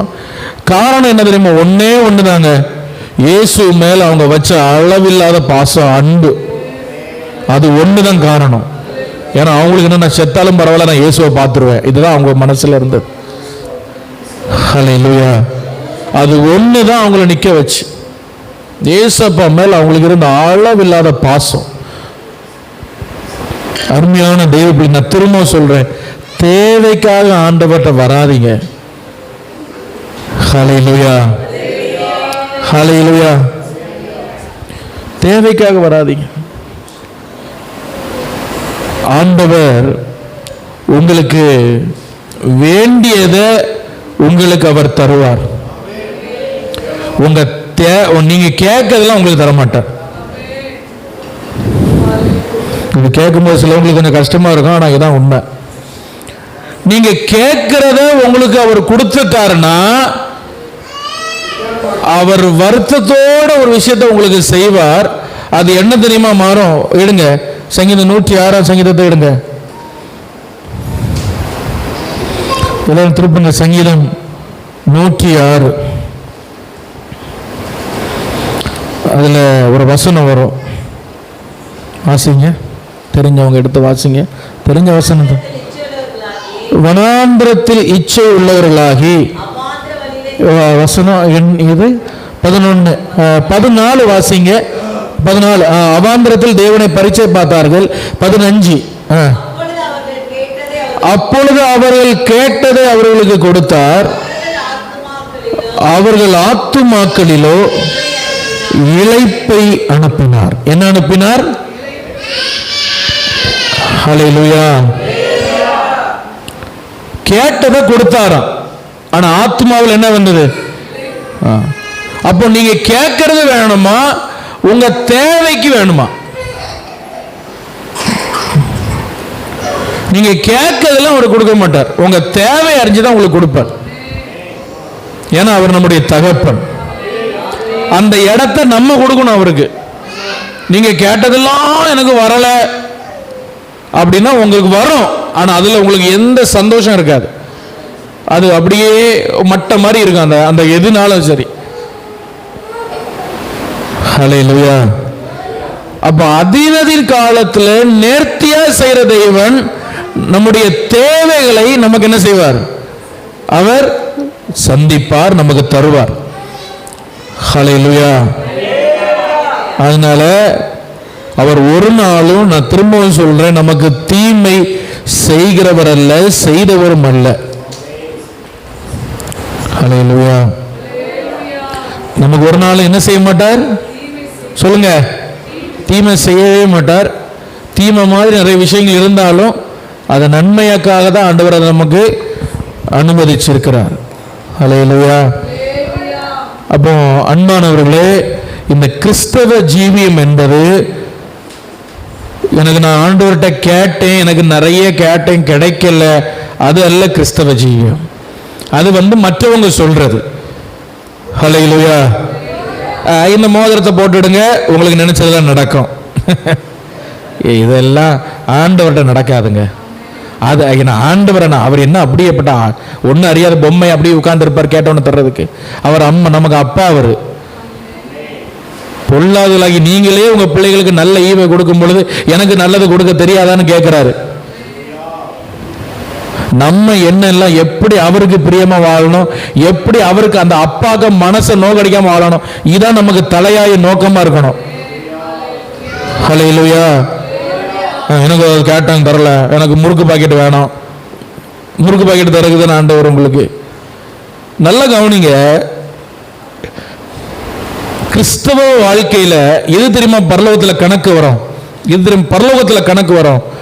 நீங்க என்னதெல்லாம் ஆண்டவர்கிட்ட இருந்து வாங்குனீங்கன்னு கணக்கு வராது. நீங்க ஆண்டவருக்காக என்னெல்லாம் இழந்தீங்க அதுதான் பரலோகத்தில் கணக்கா வரும். இந்த செய்தி எடுக்கும்போது ஆண்டவர் சொன்ன வார்த்தை தான். நீ ஆண்டவர்கிட்ட இருந்து என்னெல்லாம் வாங்கினங்கிறது பரலோகத்தில் கணக்கு வராதுமா. நான் ஆண்டவர்கிட்ட ஜெபம் பண்ணேன், எனக்கு ஒரு வீடு தந்தார், இதெல்லாம் அங்கே கணக்கு வராது. நீங்க ஆண்டவருக்காக என்ன இழந்தீங்களோ அங்கதான், அதுதான் அங்க வரும். என்ன இழந்தீங்க ஆண்டவருக்கு? ஒரு சின்ன சந்தோஷத்தை கூட நம்மளால இழக்க முடியல. ஒரு சீரியலை நமக்கு இழக்க முடியல, ஒரு டிவியை நமக்கு இழக்க முடியல, ஒரு சின்ன குணத்தை நம்மள்ட்ட இருந்து எடுத்து வெளியே போட முடியல, ஒரு சின்ன பழக்கத்தை நம்மள இருந்து வெளியே எடுத்து போட முடியல, நமக்கு ஒரு பேச்சு நம்மகிட்ட இருந்து எடுத்து போட முடியல. ஆண்டவருக்காக என்ன இழந்தோம் நம்ம? நாங்கள் ஆண்டவரை ஆராதிக்கிறேன், இத்தனை வருஷம் சர்ச்சைக்கு போறேன், what have you last for Christ? என்னத்தான் ஆண்டவருக்காக இழந்தீங்க நீங்க? ஆண்டவருக்காக நான் இதெல்லாம் எனக்கு பிடிச்சதுங்க, ஆண்டவருக்காக இதில் நான் தூக்கி எரிஞ்சிட்டு நான் இருக்கிறேன், யார் சொல்ல முடியும்? நீங்க செய்யறதெல்லாம் செய்வீங்க, உங்க பழக்கம் மாறாது, உங்க சுவாபம் மாறாது, உங்க பேச்சு மாறாது, எதுவும் மாறாது. ஆனா ஆண்டவர் மட்டும் உங்களை ஆசீர்வதிச்சிட்டே இருக்கணும். இது கிறிஸ்தவ ஜீவியம் அல்ல. ஹல்லேலூயா. நீங்க என்ன கர்த்தருக்காக இழந்தீங்க? இந்த பாருங்க, கடைசியா இருந்தது ஜீவன் மட்டும்தான், அதையும் எடுத்துட்டாங்க. இதுதான் கிறிஸ்தவ ஜீவியம். ஹல்லேலூயா. நீங்க பரலோகத்துக்கு போகும்போது போலிகார்ப்பு இயேசுவுக்கு முன்னாடி நிக்கிறது ரெண்டாவது, போலிகார்ப்பு முன்னாடி எப்படி நிப்பீங்க நீங்க? நான் ஆண்டவருக்காக சண்டே சர்ச்சுக்கு ஒழுங்கா போயிருவேன், போலிகாரருக்கு பார்க்கணும்னு சிரிப்பார் உங்களை பார்த்து. சண்டே நான் ஒழுங்கா சர்ச்சுக்கு போயிருவேன், எங்க ஐயா சர்ச்சுக்கு போட்ட திட்டுவார், அதனால போயிருவேன். தலையில அடிச்சுட்டு சிரிப்பாரு உங்களை பார்த்து. அங்க இருக்க ஒரு கூட்டம் ஜீவனை விட்டுட்டு ஆண்டவருக்காக வாழ்ந்தவங்க அவங்களாம். அவங்க முன்னாடி நீங்களும் போறீங்க பரலோகத்துக்கு. நீங்க ஆண்டவருக்காக என்ன இழக்கவில்லையோ இந்த வாரத்திலிருந்து ஒவ்வொன்றா இழக்க ஆரம்பிச்சிருங்க. ஆண்டவருக்கு பிரியம் இல்லைன்னு என்னெல்லாம் ஆண்டவர் சொல்றாரோ ஒவ்வொன்றா கலந்து போட்டு தனியா, அதுதான் பரலோகத்தில் உங்களை கொண்டு வரும். ஹல்லேலூயா. இது என்னால மாற்றவே முடியல. மாறட்டு இயேசுவின் நாமத்தில். அது சுட்டரிக்கப்பட்ட அந்த பழக்கம், அந்த அந்த எண்ணம் நமக்கு வேண்டாம். அந்த நபர் நமக்கு வேண்டாம். அந்த பொருள் நமக்கு வேண்டாம். இயேசுக்கும் எனக்கும் நடுவுல ஒண்ணு வருதா, அதை தூக்கி எரிச்சிருங்க போட்டு. அது நமக்கு வேண்டாம். அது எவ்வளவு கோடி பணம் உடைய பொருளா இருக்கட்டும். அது கர்த்தருக்காக நீங்க என்ன இழந்தீங்களோ, நீங்க இழக்கிறவளா இருந்தா நீங்க சிமர்னா சபையின் சுவாபம் உடையவர்கள். ஹல்லேலூயா. நீங்க என்ன இழக்கிறீங்க? உங்களுக்கு பிடிச்ச ஒரு விஷயமா இருக்கலாம், ஆனா பைபிள் அது வேண்டான்னு சொல்லுது. உங்களால தூக்கி போட முடியுமா? ஜீவனை கூட துச்சமா நினைச்சவங்க இந்த பரிசுத்தவான்கள். இவர்களுக்கு முன்னாடி நம்ம பரலோகத்தில் போய் நிக்கணும். இயேசுக்கு முன்னாடி போய் நிக்கிறது ரெண்டாவது. ஹல்லேலூயா. அருமையான தெய்வ பிள்ளைகளே, திரும்பவும் சொல்றேன், பரலோகத்தில் என்ன கணக்கு வரும்? எதை நீங்க இழந்தீங்க லிஸ்ட் போட முடியுமா? ஒரு 10 விஷயம் நீங்க லிஸ்ட் போட முடியுமா? உண்மையில நான் சொல்றேன், நான் சந்தோஷப்படுவேன். நீங்க 10 விஷயம் லிஸ்ட் போட. ஆண்டவருக்கா இதெல்லாம் நான் இழந்தேன் பாஸ்டர், இதெல்லாம் முன்னாடி என்னோட இருந்தது, இது வேண்டான்னு சொல்லி நான் தூக்கி எரிஞ்சிட்டேன். பொருளா இருக்கலாம், நபரா இருக்கலாம், பழக்கமா இருக்கலாம், எதுவா இருக்கலாம். ஹல்லேலூயா. கர்த்தர் நம்முடைய இருதயத்தை மறுரூபமாக்கட்டும். இந்த கடைசி நாட்கள் நம்ம வாழ்றோம். கர்த்தருடைய வருகை ரொம்ப சமீபமா இருக்கு.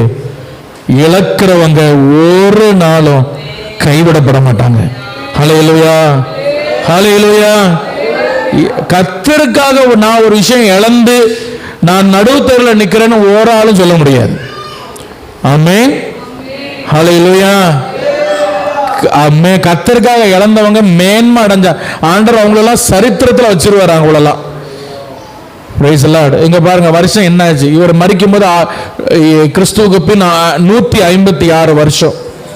அப்போ 2025 கணக்கு பண்ணுங்க, வருஷம் என்ன ஆச்சு? இன்னும் இவரை குறித்து ஒரு சபையில உட்காந்து நம்ம பேசிட்டு இருக்கோம்னா இவங்கெல்லாம் சரித்திரத்தில் வந்தவங்க. இவங்கெல்லாம் நம்ம வாழ்ற சரித்திரத்துல நம்ம ஒரு ஆசீர்வாதமா நம்ம இருக்கணும். ஹல்லேலூயா. நம்ம வாழ்ற சந்ததிக்கு நம்ம ஒரு ஆசீர்வாதமா இருக்கணும். நான் சொல்றேன், திரும்பவும் சொல்றேன், நம்ம வாழ்ற நம்ம ஜெனரேஷனுக்காக நம்ம ஒரு ஆசீர்வாதமா. எங்க தாத்தா ஒருத்தர் இருந்தாரு, அவருடைய ஜெபத்துல தான் எங்க பாட்டி ஒருத்தர் இருந்தாங்க, அவங்க ஜெபத்துல தான் நாங்க எங்க குடும்பம் இவ்வளவு தூரம் ஆசீர்வாதமா இருக்குன்னு உங்களுக்கு இயேசுவின் வருகை தாமதிச்சா உங்க 3 சந்ததிக்கு தாண்டி உங்க பேர பிள்ளைகள் கொள்ளு பேத்திகள் உங்களை பார்த்து சொல்லட்டும். அப்படி ஒரு வாழ்க்கை வாழ்ந்துட்டு நீங்க போயிருங்க. இந்த மனுஷன் வாழ்ந்த என்னைக்கு 156 கிறிஸ்துவுக்கு பின் அன்னைக்கு வாழ்ந்தார். இன்னைக்கு 2025 இன்னும் அந்த தேசத்தை ஆண்டவர் ஆசீர்வதிக்கிறார்னா,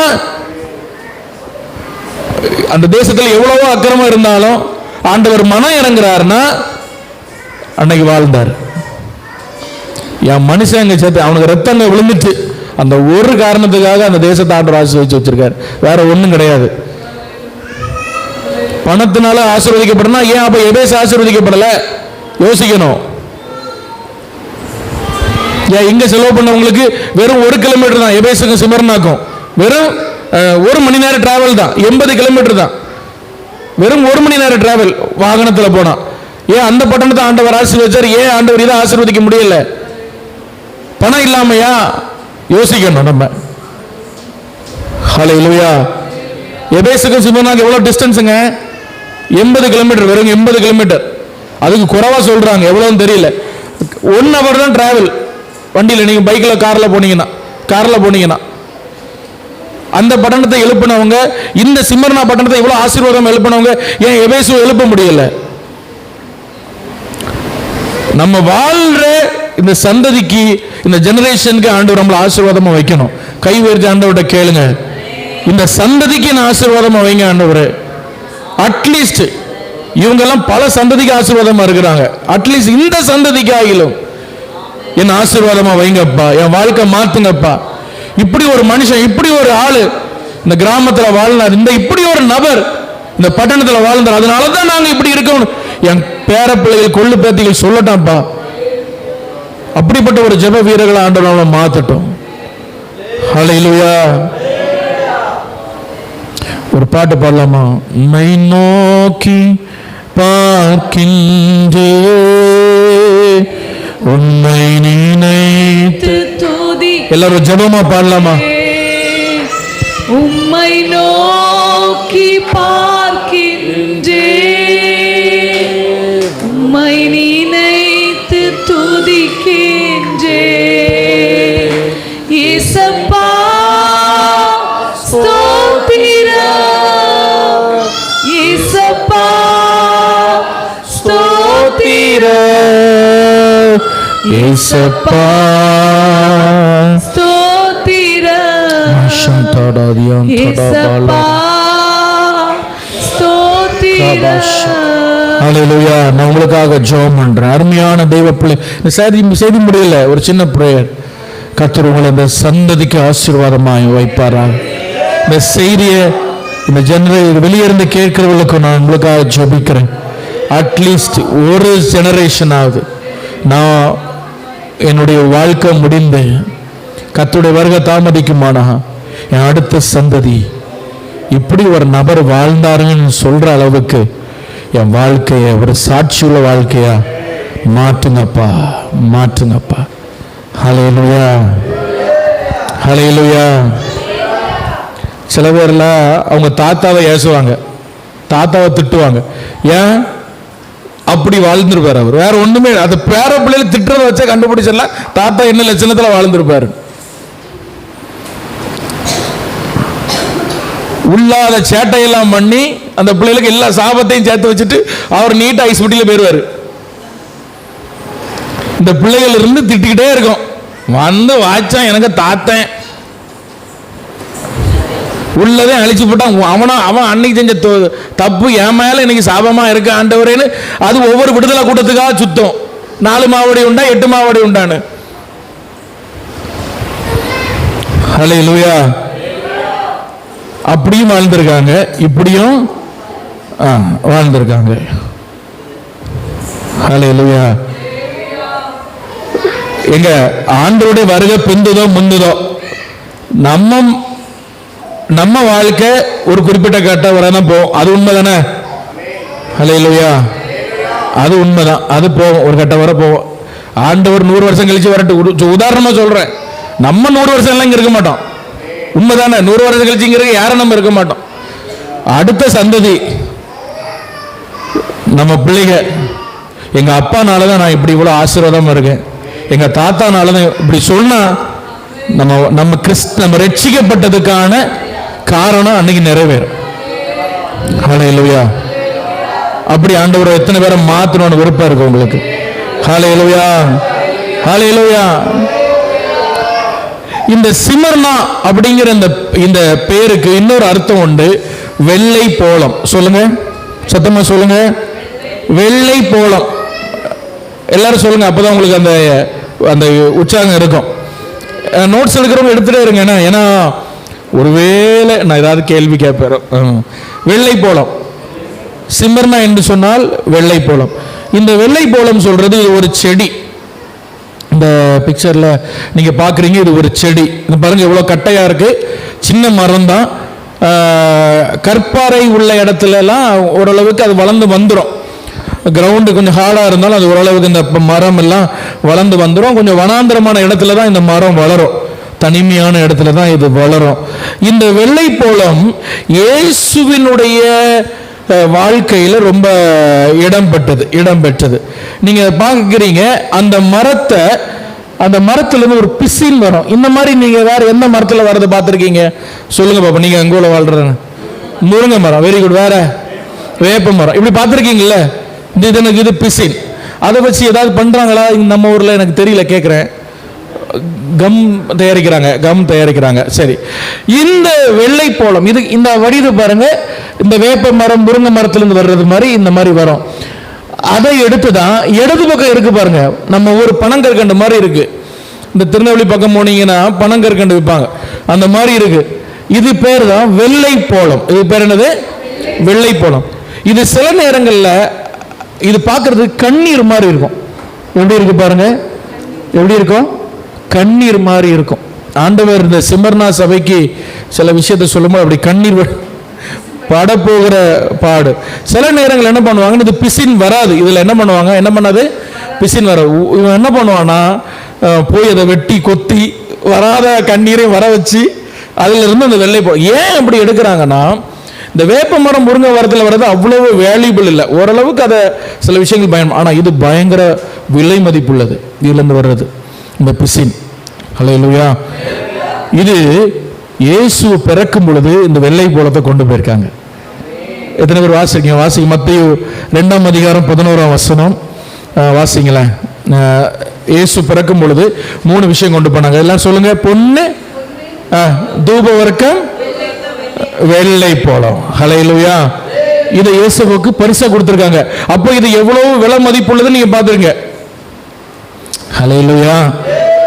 ஏங்க புரியுதா? அதாவது அன்னைக்கு இந்த சாஸ்திரிகள் போகும் பொழுது இயேசுவை ராஜாவாக அவங்க பாவிச்சு தான் அவங்க இயேசு முன்னாடி விழுந்து வணங்கினாங்க அப்படின்னு நம்ம பார்க்கிறோம்.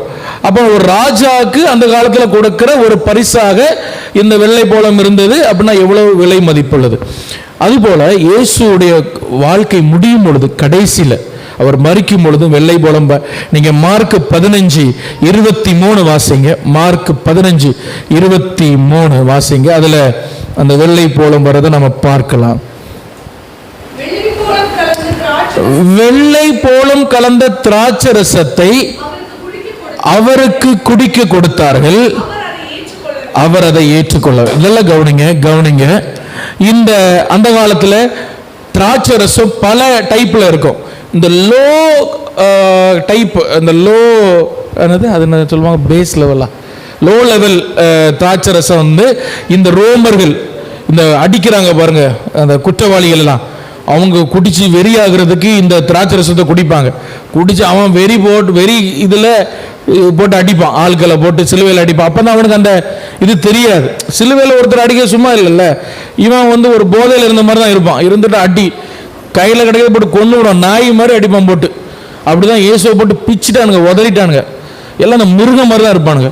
இவனுக்கு இந்த தான் குடிப்பானுங்க. இந்த திராட்சை ரசம் ஒரு ட்ரம்மில் வச்சுருப்பானுங்க நிறைய. அது லோ லெவல் தானே, நிறைய கிடைக்கும். ஃபர்ஸ்ட் குவாலிட்டிலாம் அது டெம்பிளுக்கு போயிடும். இது லோ குவாலிட்டி, இது இவங்களுக்கு நிறைய கிடைக்கும். இது குடிச்சு கண்ணு மண்ணு தெரியாமல் வெறியாயிரும். இயேசுவை இவனுக்கு பார்த்து மனசு தாங்கலை. அப்போ இயேசு என்ன பாடுபட்டிருப்பார் யோசிச்சு பாருங்க. ஏங்க இவனுங்க எத்தனையோ மரணத்தை பார்த்துருக்காங்க, ஆனா இயேசுவை பார்த்து இவனுக்கு மனசு தாங்கல. இவருக்கு இந்த திராட்சை ரசத்துல வெள்ளை போலத்தை கலந்து மிக்ஸ் பண்ணி கொடுக்குறாங்களாம்.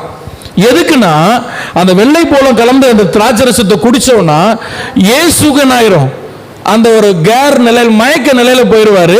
சரீரம் அப்படி மறுத்துரும். ஆபரேஷன் பண்ணும்போது நம்ம ஊசி போடுறாங்கல்ல, அந்த ஊசி போட்ட பகுதி மறுத்து போயிருதுல, என்ன வெட்டுனால கூட தெரியாது, அந்த மாதிரி ஆயிரும் அந்த சரீரம். ஹல்லேலூயா.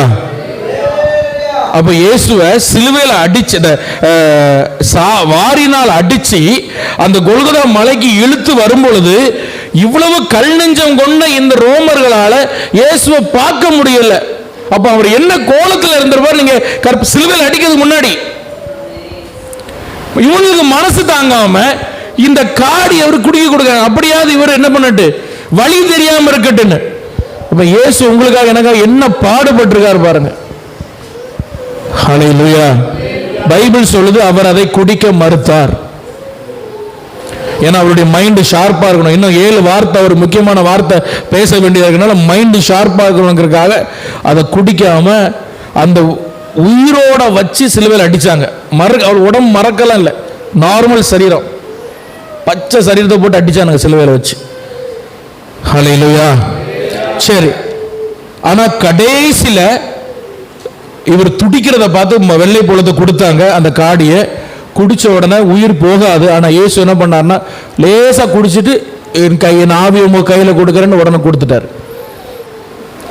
அது அவருடைய அந்த கசப்பு தன்மையை ஏற்றுக்கொண்டதை அது காட்டுகிறது. ஹல்லேலூயா. சரி, இருக்கட்டும், கவனிங்க. கடைசியில் இயேசுவை அடக்கம் பண்ணும் பொழுதும் இந்த வெள்ளை போலத்தை பயன்படுத்தினாங்க. யோவான் 19:39 நீங்க பார்க்கலாம். வாசிங்க, யோவான் 19:39. அந்த சரீரத்தை பதப்படுத்துற, எம்பால்மிங் சொல்லும் ஆங்கிலத்தில், பதப்படுத்துவதற்காக அதை நீங்க அதை பயன்படுத்த வாசிக்கலாம்.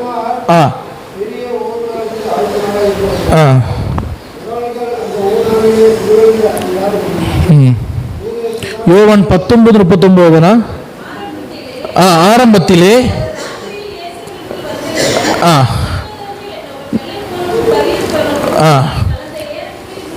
100 ராத்தல் கொண்டு வந்து இயேசு சரீரத்தை என்ன பண்றாங்க, பதப்படுத்துறாங்க.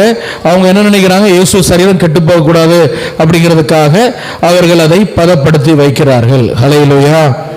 ஆண்டவருடைய பரிசுத்த நாமம் மகிமைப்படட்டும், மகிமைப்படட்டும். அப்போ இந்த வெள்ளை போலம் எப்படி இருக்கும் அப்படின்னா, இதனோட இன்னொரு பிக்சர் வச்சிருந்தேன். இதுக்கு பழம் வந்து கொஞ்சம் பிளம்ஸ் மாதிரி தான் இருக்கும். பழம் வந்து பிளம்ஸ் மாதிரி தான் இருக்கும். ஆனால் நீங்கள் எடுத்து வாயில வச்சீங்க, நீங்கள் எவ்வளோ கிலோ சீனி தின்னாலும் அந்த கசப்பு போகாது. அவ்வளவு கசப்பாக இருக்கும். கசப்புனா கசப்பு.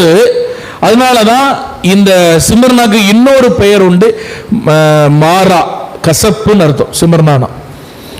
ஹல்லேலூயா. அதனால தான் இயேசு சிலுவையில் கடைசியில் அந்த கசப்பை ஏற்றுக்கொண்டார். ஹல்லேலூயா. எத்தனை பேருக்கு புரியுது அது? அந்த பாவத்தினுடைய அந்த நிலைமை அது. சரி, அப்போ அந்த கசப்பு அவ்வளவு வாயில வைக்க முடியாது, அவ்வளவு கசப்பா இருக்கும். அது அந்த நிலைமையை காட்டுகிறது. ஆனா இதிலிருந்து வருகிற நறுமணம் இந்த உலகத்தில் இருக்கிற எந்த பெர்ஃப்யூமும் தோத்துப்போம். அவ்வளவு நறுமணமா இருக்கும். Praise the Lord. ஹல்லேலூயா. இதை சுட்டு உருக்கி சென்ட் எடுப்பாங்க, பெர்ஃப்யூம் எடுப்பாங்க. அவ்வளவு நறுமணமா இருக்கும். தூக்கிற ஆள் அப்படியே லேசா கொடுத்தால பயங்கர நறுமணமா இருக்கும். பைபிள் அதை விவரிச்சிருக்கு. அதுக்கு முன்னாடி நான் என்ன சொல்றது, வெள்ளை போலத்திலிருந்து வருகிற நறுமணத்தை பைபிள் விவரிச்சிருக்கு. என்ன பண்ணுவாங்கன்னா, அந்த காலத்தில் ராணிகள் ராஜாக்களை பார்க்க போவதற்கு முன்பாக 12 மாசம் இந்த வெள்ளை போலத்தினால் தங்களை சுத்திகரிப்பாங்களாம். எஸ்தர் அப்படி பண்ணியிருக்காங்க. நீங்க வாசிக்க வேண்டாம், எழுதி வைத்துக் கொள்ளுங்கள். எஸ்தர் 2:12 நம்ம பார்க்கிறோம். ராஜாவை, அகாஸ்வேர் ராஜாவை பார்க்க போவதற்கு முன்பாக 12 மாதங்கள் இந்த வெள்ளை போலத்தினால் தங்களை சுத்திகரித்தார்கள் அப்படின்னு சொல்லி நம்ம பார்க்கிறோம். ஹல்லேலூயா. இதை நான் தியானித்துக் கொண்டிருக்கும் பொழுது ஆண்டவர் எனக்கு சொன்ன ஒரு விஷயம் என்ன தெரியுமா? இந்த வெள்ளை போலம் அபிஷேகத்துக்கு ஒப்பா இருக்கிறது. எல்லாம் சத்தமா ஆமென் சொல்லுங்க. ஹல்லேலூயா. இந்த வெள்ளை போலம் எதுக்கு ஒப்பா இருக்கிறது? இந்த அபிஷேகத்துக்கு ஒப்பா இருக்கிறது. இதை ஒருவன் சரியாய் பயன்படுத்தினால் அவன் வாழ்க்கை உயர்த்தப்படும். எப்படி எஸ்தர் இந்த வெள்ளை போலத்தை சரியாய் பயன்படுத்தி ராஜாக்கு முன்பாக நின்று ஒரு பட்டத்து ராணியாக உயர்த்தப்பட்டாலோ, இந்த அபிஷேகம் சரியாக நீங்கள் பயன்படுத்தினால் இது உங்களை தானாக உயர்த்தும். ஏன்னா இதுல இருந்து ஒரு நறுமணம் வீசிக்கொண்டே இருக்கிறது. ஹல்லேலூயா. ஹல்லேலூயா. எத்தனை பேருக்கு நான் சொல்றது புரியுது? இந்த வெள்ளை போலம் ஒரு அபிஷேகத்துக்கு ஒப்பா இருக்குதுங்க. ஹல்லேலூயா. ஹல்லேலூயா. இது தேவையில்லாம இதை நம்ம சீண்டுனா அது கசப்பாயிரும். ஆனா இது கரெக்டா யூஸ் பண்ணுனா இத மாதிரி ஒரு மேன்மையான நறுமணம், இத மாதிரி ஒரு மேன்மையான உயர்வு இந்த உலகத்துல வேற எதுவும் உங்களுக்கு தராது. ஹல்லேலூயா. The greatest gift from God to man, தேவனிடத்திலிருந்து மனுஷனுக்கு வந்த விலையேறப்பட்ட ஒரு பரிசு ஒண்ணு உண்டானா அது அபிஷேகம். ஹல்லேலூயா. அதுக்கு கீழே தான் எல்லாமே. உங்களுக்கு கிடைக்கிற பங்களா, வீடு, கார் எல்லாம் அது கீழே தான். விலையேறப்பட்ட ஒரு பரிசு தேவனிடத்திலிருந்து நேரடியா ஒரு மனுஷனுக்கு வந்ததானால் அது அபிஷேகம். ஆமென் சொல்லுங்க. ஹல்லேலூயா. அபிஷேகம், அபிஷேகம் அவ்வளவு முக்கியமானது. ஹல்லேலூயா. ஆவியானவர் நம்மோடு இருக்கிறது அவ்வளவு முக்கியமானது. எஸ்தர் இதை சரியாய் பயன்படுத்தினால் பிசாசு இந்த அபிஷேகம் இருப்பது போல அவன் காட்டுவான். நீங்க நீதிமொழிகள் 7:17 வாசிங்க. அங்க வாசிக்க வேண்டாம். அங்க ஒரு விபச்சார ஸ்திரீ வெள்ளை போலம் தன்னிடத்தில் இருக்கிறது போல, அது ஒரு பிசாசுக்கு ஒப்பனையாய் பார்க்கிறோம். தன்னிடத்தில் இருக்கிறது போல அது காட்டுகிறது. ஆனா பிசாசு இடத்தில் உண்மையான வெள்ளை போலம் இல்லை. அவன் வஞ்சிக்கிறான், ஏமாற்றுகிறான்.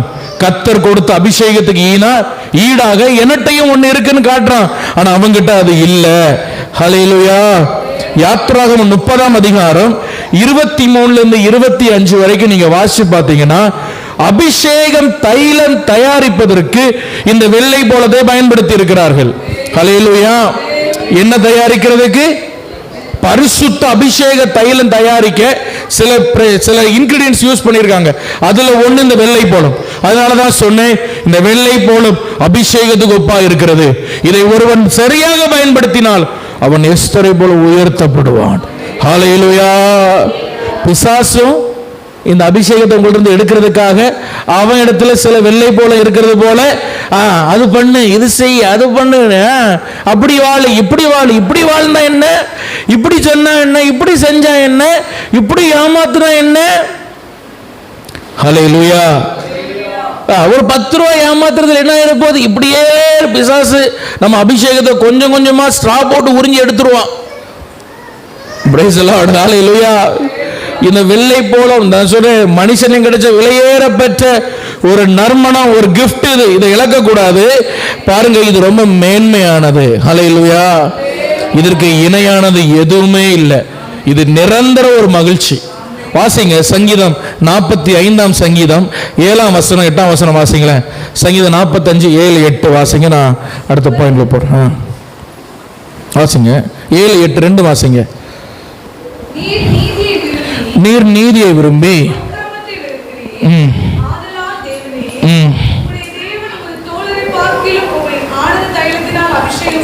அபிஷேகம் பண்ணினார். புறப்படுகையில் நீர் மகிழும்படி உமது வஸ்திரம் எல்லாம் வெள்ளை போலமும் சந்தனம், ஹல்லேலூயா, அவைகளின் வாசனையா இருக்கிறது. ஹல்லேலூயா. திரும்பவும் சொல்றேன், சங்கீதம் 45 7 8 தான் சொல்லுது, வெள்ளை போலம் அபிஷேகத்துக்கு அடையாளமா இருக்கிறது.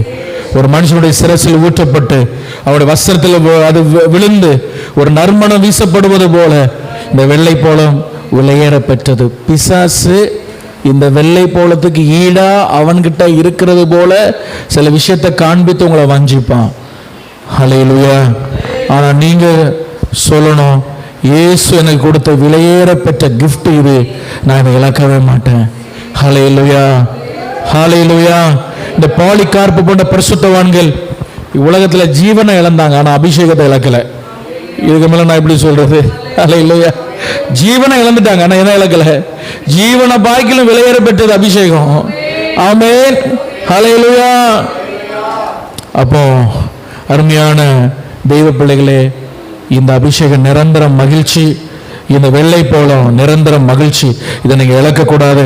சிமர்னா ஆசீர்வாதமாக இருக்கிறதுக்கு அதுதான் ஆண்டவர் சொன்னார், நீ ஐஸ்வர்யவானா இருந்தும் உனக்கு இருக்கிற தரித்திரம். ஆமென்.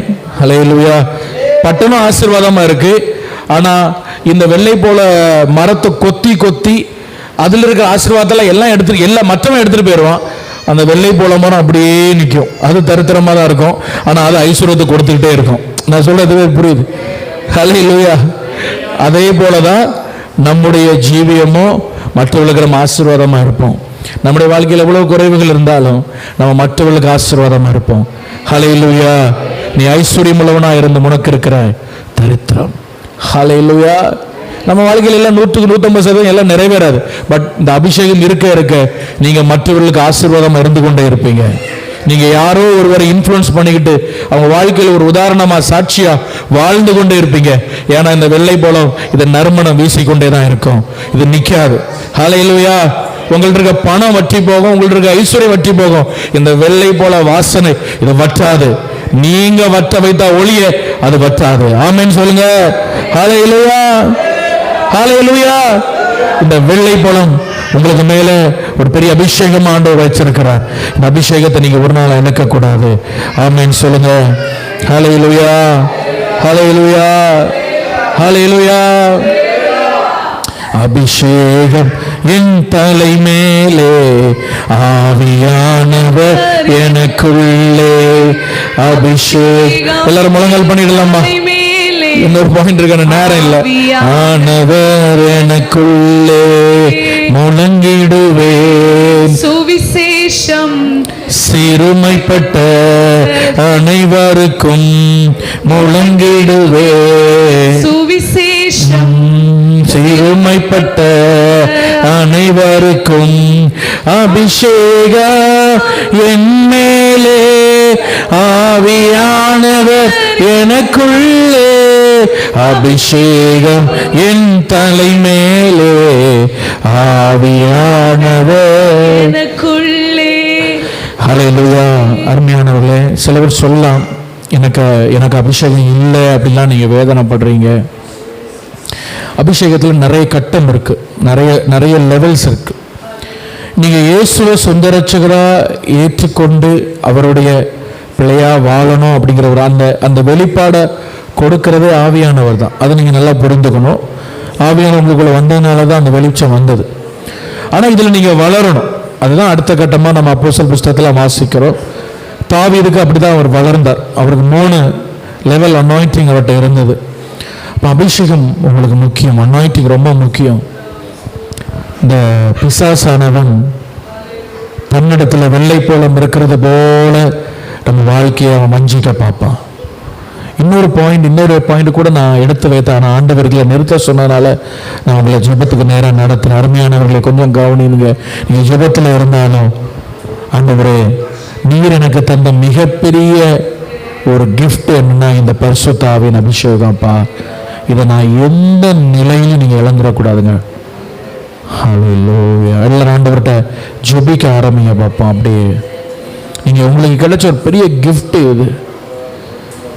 ஆண்டவரை என்னிடத்திலிருந்து ஒரு நறுமணம் வீசிக்கொண்டே இருக்கணும், அந்த அபிஷேக வாசனை வீசிக்கொண்டே இருக்கணும். நான் யாராவது ஒருவரை எப்பொழுதும் கர்த்தரை நடத்துகிற ஒரு பிள்ளையா நான் இருக்கணும். வாஞ்சத்துக்கு ஜெபம் பண்ணுங்க பார்ப்போம். எல்லாரும் ஜெபம் பண்ணுங்க. வாய்களை திறந்து சத்தமா ஆண்டவர்கிட்ட கேளுங்க, கேளுங்க, கேளுங்க, கேளுங்க, கேளுங்க. அந்நிய பாஷைகளை பேசுங்க, ஸ்தோத்திரம் பண்ணுங்க ஆண்டவரை. ஹல்லேலூயா. இந்த பாலிகார்ப் இவருக்குள்ள இருந்த அந்த அபிஷேகம் தன்னுடைய ஜீவனை கூட இழந்தாரனா இந்த அபிஷேகத்தை கடைசி வரை காத்து கொண்டார். இந்த வெள்ளை போலம் நீங்க இதை தவறா பயன்படுத்தினீங்கன்னா இது உங்க வாழ்க்கையை கசப்பாக்கிறோம். ஆனா இதை நீங்க சரியா பயன்படுத்துங்க, உங்க வாழ்க்கை ஹல்லேலூயா அவ்வளவு நறுமணம் வீசும். ஹல்லேலூயா. இந்த அனாயிண்டிங் வந்து ரொம்ப டேஞ்சரானதுங்க, அதே நேரத்தில் ரொம்ப ஆசீர்வாதமானது. நம்ம எப்படி இதை கையாளுறோம் என்பதை பொறுத்து இருக்கிறது. இந்த வெள்ளை போலம் ரொம்ப ஆபத்தானது. ஆனா நீங்க சரியா கையாண்டீங்க, உங்க வாழ்க்கை ஆசீர்வாதமா இருக்கும்.